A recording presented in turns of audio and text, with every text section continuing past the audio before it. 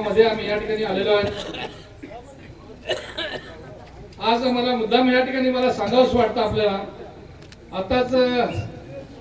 आमच्या साहेबांनी या ठिकाणी प्रस्तावित केलं, जगत साहेबांनी प्रस्तावित केलं आणि पूर्ण इतिहास भूगोल या ठिकाणचा सांगितला की साहेबांचं कसं कसं सहकार्य आहे, साहेबांनी किती सभासद केले, या कुसळ दगड ह्या माळावर येणाऱ्या ठिकाणी नसणाऱ्या ठिकाणी पूर्ण 80% क्षेत्र हे गुसाखाली आणलं, म्हणजे एवढा मोठा विकास। 8 कोटी रुपयाचा जवळजवळ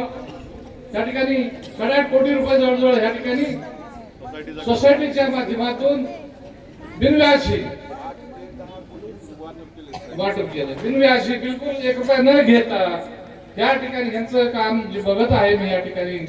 साहेबांचं आदरणीय विलासराव साहेबांचं स्वप्न होतं की माझा जिल्हा हा कृषी प्रधान झाला पाहिजे, माझ्या जिल्ह्यातील शेतकरी हा स्वतःच्या पायावर उभारला पाहिजे, माझ्या शेतकऱ्याला काम मिळालं पाहिजे, माझ्या शेतकऱ्याला ऊस हा कारखान्याला गेला पाहिजे, म्हणून ह्या ठिकाणी एक कारखाना पण उभा केला। मला खूप आनंद वाटतो, या ठिकाणी अनेक बाजारतावर ह्या ठिकाणी साहेबांच्या माध्यमातून ह्या ठिकाणी झालेले, म्हणून आदरणीय विलासराव साहेबाला विकास रत्न म्हणतात त्यांना। आणि त्यांना जेव्हा आम्ही पाहत होतो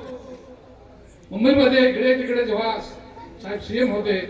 2 वेळेस त्यांनी सीएम पदाचं नेतृत्व केले, मुख्यमंत्र्यांचं नेतृत्व केलं आपल्या महाराष्ट्राचं, तेव्हा मी त्यांना पाहत होतो आणि भरभरून आनंद वाटत होता की आमच्या लातूरचे मुख्यमंत्री मुंबईमध्ये आम्ही पाहत असताना त्या ठिकाणी अनेक ठिकाणी आमचे उद्घाटन व्हायचे, त्यांच्या हातून अनेक कामाची उद्घाटन व्हायचे साहेबांच्या हातून आमच्या कामाचे। आणि आदरणीय विलास साहेबांचे हातामध्ये जेव्हा उद्घाटन होत असताना त्यांची म्हणजे माझ्या हातात कातर राहायची भैया, आणि आदरणीय विलास साहेब त्या कामाच्या उद्घाटन करत होते तेव्हा मला मूर भरून यायचा, माझा छाती भरून यायची, अरे मला एवढं साहेबांचं जोडून साहेबांना बघायला मिळालं आणि माझ्या हातात कातर आणि साहेबच कापतात आणि साहेबाला माहित नसायचं की खासदार हा आता झालेला हा माझ्या लातूरचाच आहे। कुणीतरी सांगायचं भैया त्यावेळेस की सरंगारे साहेब हे लातूरचेच आहेत, किंवा त्यांना कळायचं की हे जे काम केलेलं आहे ह्या माणसाने पूर्ण केलेलं असं काम म्हणायचे, आणि त्यावेळेस साहेब म्हणायचे